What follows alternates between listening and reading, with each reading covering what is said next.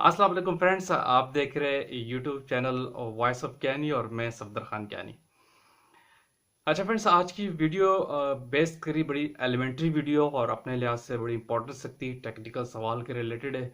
और हमारी YouTube family से सवाल आते रहते हैं जिसमें मैं डिफरेंट वीडियोस आपके सामने लाते रहता हूँ। मेरा फोकस ये होता है कि आपको बेस्ट प्रैक्टिसेस और फार्मास्यूटिकल गाइडलाइन दूँ, फार्मास्यूटिकल आइडियाज़ और जितनी बेस्ट प्रैक्टिसेस है वो आपको बताऊँ।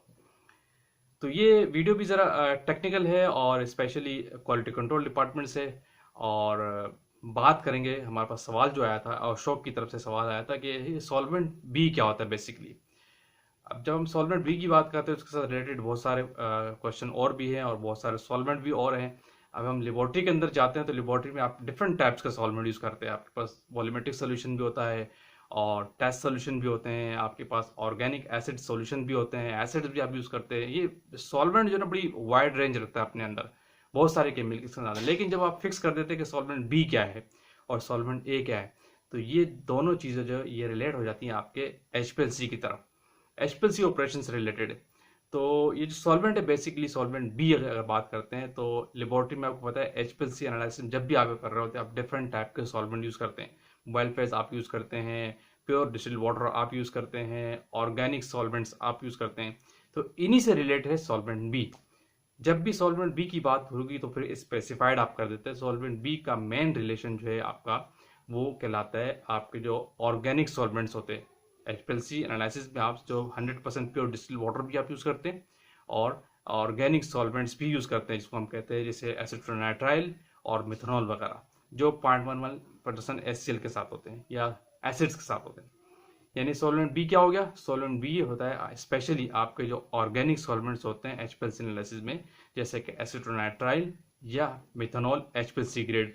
तो ये चीज़ें कहलाती है सॉल्वेंट बी। अब इसके साथ रिलेट हो जाता है सॉल्वेंट ए, क्योंकि ये दोनों चीज़ें सॉल्वेंट ए और सॉल्वेंट बी ज़रा ग्रेडियंट मेथड की तरफ चले जाते हैं। तो सॉल्वेंट ए के अंदर जो है बेसिकली आपका डिस्टिल वाटर होता है प्योर, जो आप एचपीएलसी एनालिसिस में यूज़ करते हैं, वो भी 0.1% एसिड्स के साथ होता है।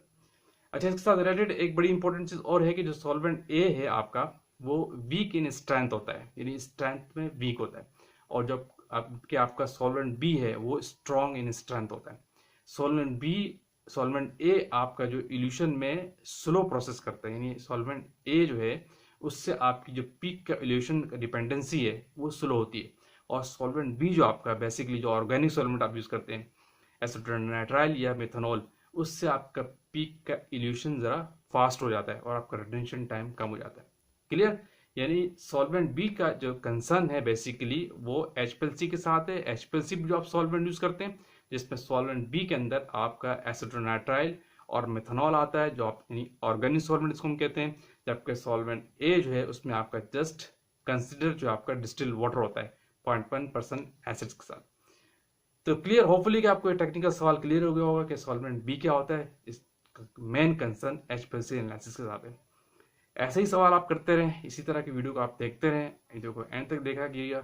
अगर चैनल पर जो लोग नए हैं तो चैनल को लाजमी सब्सक्राइब कीजिए ताकि इस तरह की टेक्निकल वीडियोस स्पेशली फार्मास्यूटिकल के हवाले से, क्वालिटी कंट्रोल डिपार्टमेंट से और इंस्ट्रूमेंटेशन के हवाले से आपको मिलती रहे।